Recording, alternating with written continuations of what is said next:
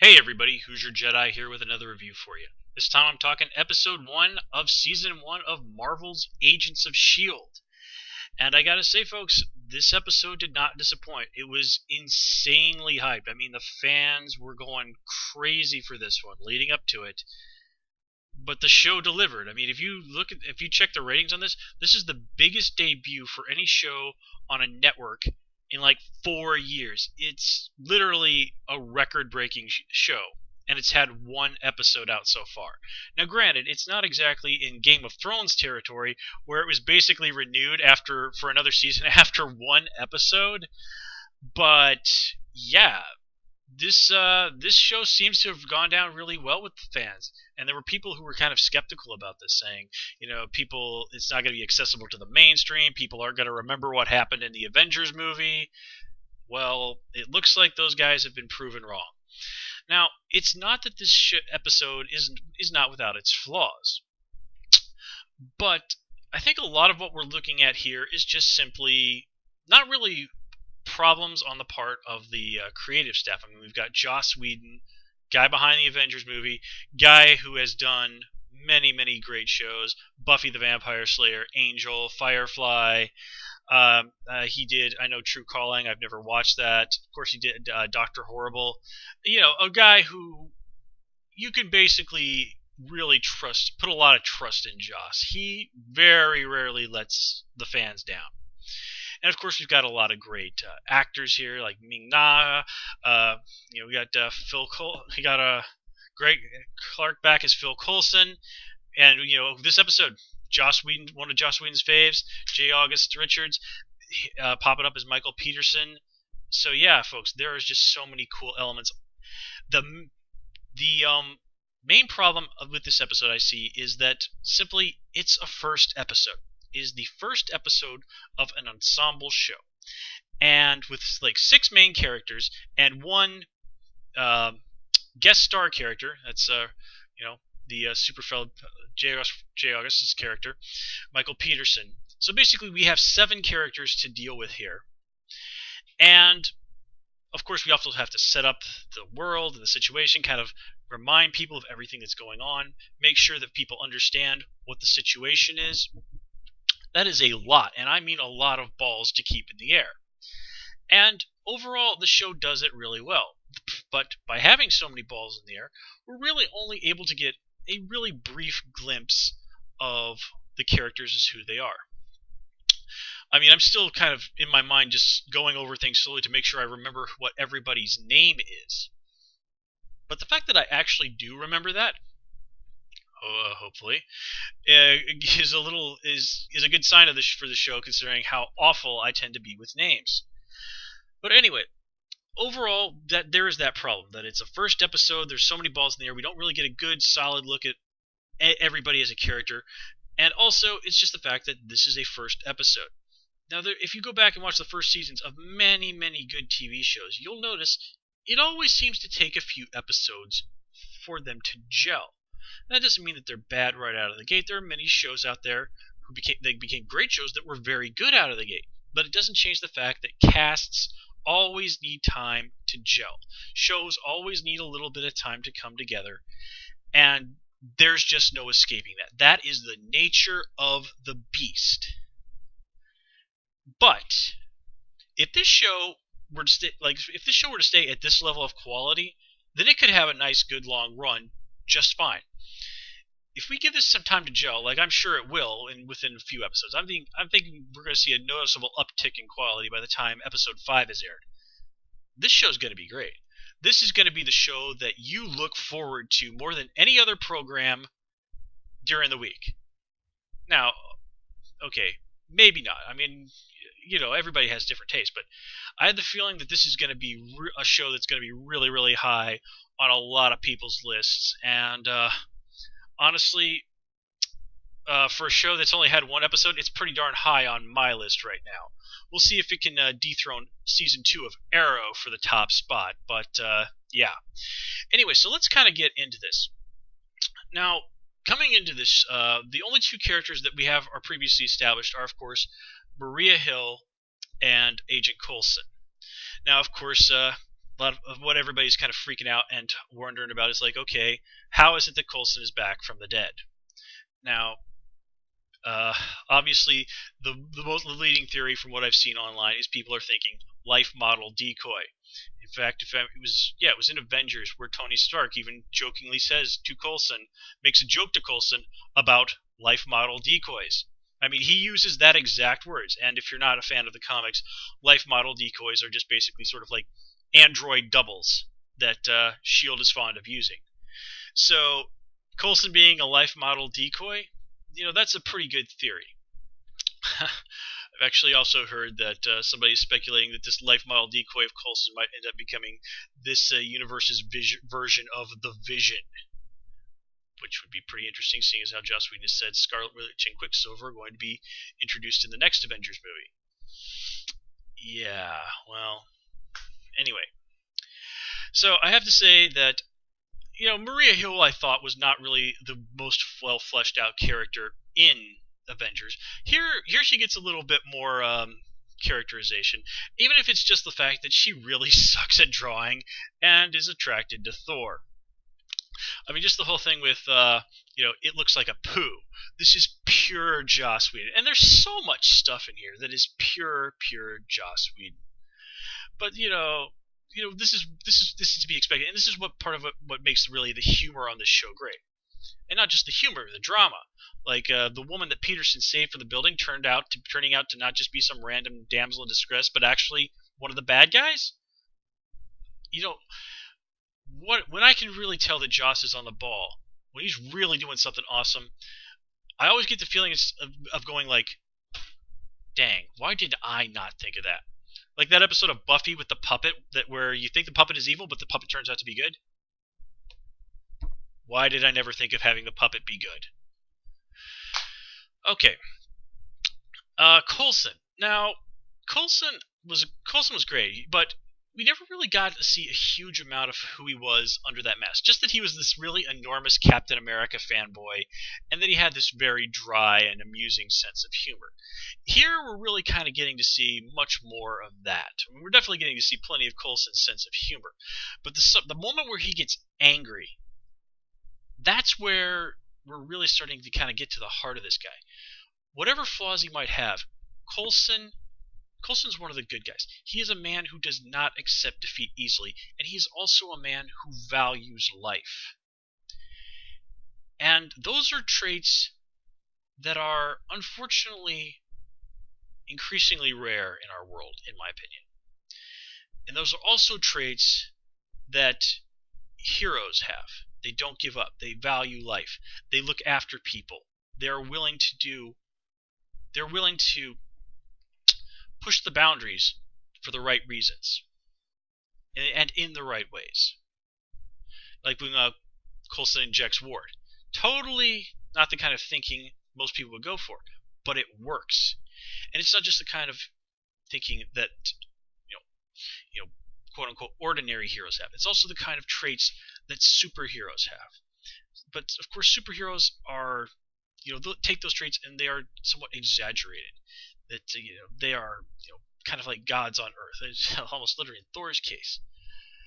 Well, it is because that Coulson has those traits in common that he is able to stand alongside such characters as, well, maybe not exactly on equal footing. I mean, even Coulson admits he's like a cockroach compared to someone like Thor or the Hulk.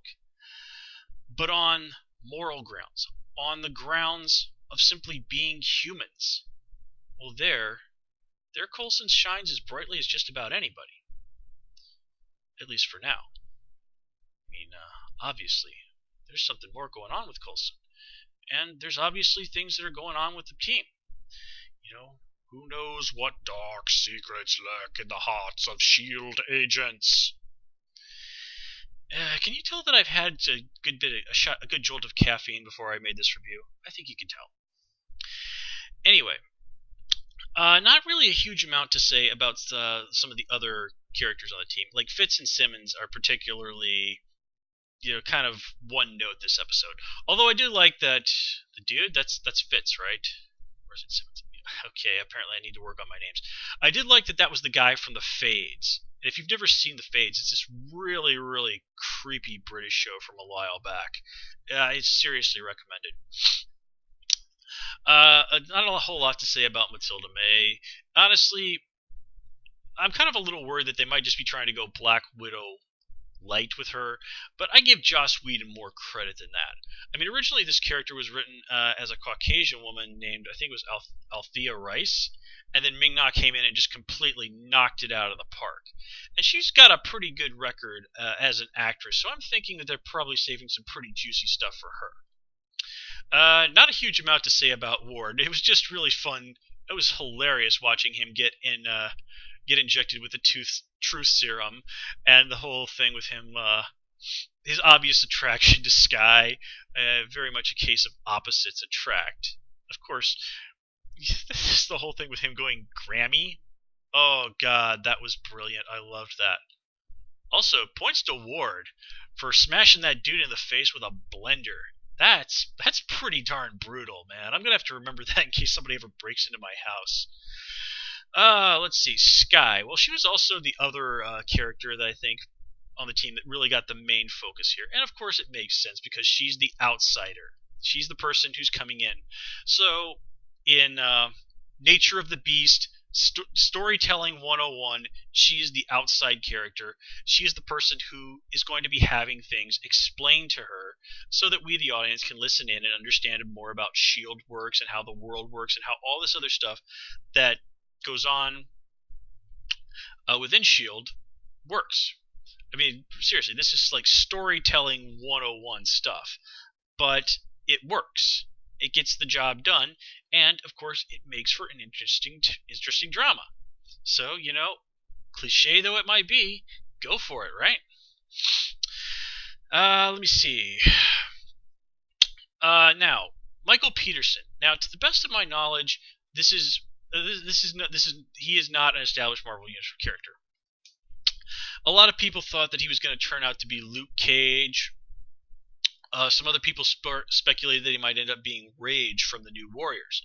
But I did find in my research that somebody had mentioned that Nicholas Brendon, who was best known as Xander on Buffy the Vampire Slayer, was considered for this role as well, and hopefully ended up going to J. Michael. Now, if that's the case, then it would mean that if he does have a counterpart character in the Marvel Universe, that this counterpart character is not necessarily someone who is black. It could be kind of doing a little bit of Nick Fury stuff going on here, where we're making the cinematic Marvel Universe a little bit more on the ethnically diverse side, which, you know what, I'm cool with. Honestly, though, I can't really say that I think that he would be the best choice for Luke Cage. At the end of the day, Luke Cage is a big dude. He is like a guy who has some serious physical presence. J. August is, I mean, he's obviously an in-shape guy, but he doesn't really project that sort of, big guy feeling. He's more of a tall, tall-toned, wiry dude. But, one thing that you do have to keep in mind, is that Sky has completely erased his identity. Michael Peterson, for all intents and purposes, doesn't really exist anymore. So that the idea that he could come back as some established Marvel Universe character and have that character's real name be his new identity, I think that's totally on the table. Now, who he could be? Well, that's hard to tell. I mean, the episode does say that he's got super soldier serum, gamma radiation, alien technology, extremis, all mixed in there. And, he really, superhumanly strong, very durable. I mean, there's just so many people in the Marvel Universe that could be. It's really wide open. But still, definitely liked the use of continuity there. I was really, really pleased to see that they touched on Iron Man 3 in the use of extremis. Warren Ellis, the writer who created the original Extremis story in the comics, even mentioned on Twitter that he got quite a bit of a kick out of that. And of course, speaking of nods to the comics, there were quite a few. Of course, we had the whole "with great power comes" bit. The words "journey into mystery" were used, And in case you're not a fan of the comics, Journey into Mystery was a long-running Marvel series, which is where Thor originally debuted in the Marvel universe. It was mentioned by, I believe it was that Peterson was an unregistered gifted. Well, in the Marvel Universe, there is a story, a very famous one, about the Superhuman Registration Act. Now, I have a feeling that this is probably not on the books in the cinematic Marvel Universe, but it's still a nod. And apparently, it looks like people with superpowers might be getting the moniker of gifted. Now, this is a really, really meta one, but if you don't know, Joss Whedon actually has written X-Men stories. He's actually written for Marvel. He's done X-Men. He's done Runaways, which was a really, really cool, but not quite as well-known series. Still really good stuff. And Joss Whedon's story, his first story in the Marvel Universe on X-Men, was a 6-parter called Gifted. And it's really good. That's the story that made me like Shadowcat. Before, she was one of my absolute least favorite X-Men. Within like half an issue of that, it was like, oh man, you win, Joss. I love Kitty Pryde. I love Shadowcat. She's great. So seriously, folks, go hunt that story up. It's really, really good. Of course, one of the downsides of the Marvel Cinematic Universe is that they are not allowed to use the word mutant. And this is, stuff that they have said, the people who are behind these shows. So they basically said, like, yeah, Fox has the rights to X-Men, so we can't use them. But, bummer on that. Still, well, c'est la vie, right? Anyway, I kind of think that's mostly does it. While this episode does have some flaws, these are flaws that, as I've said, are really just the nature of the beast, the nature of what we have with a first episode with a large ensemble cast that has to go in there and establish its mission statement, make clear the way the world they are in works, but it does so really well. There are really very few problems with this episode, and frankly, folks, I think we are in for a heck of a ride. And especially those of us who are geeky folks, I think we're looking at the start of something that really could just be legendary. Something that people are going to be talking about, wearing T-shirts of, cosplaying outside of Stark. Okay, that doesn't exist in the real world, right? Okay, cosplaying as, oh boy, this is going to be a fun ride, folks. However long this show is on the air, it's going to be a fun ride. And hopefully it will never ever suck as badly as Season 6 of Buffy did. You let me down on that one, Joss. I love you, man, but you totally let me down on that season. Anyway, folks, that's all I got for you this time around. As always, please comment, rate, and subscribe. And until next time, take care and have a good one.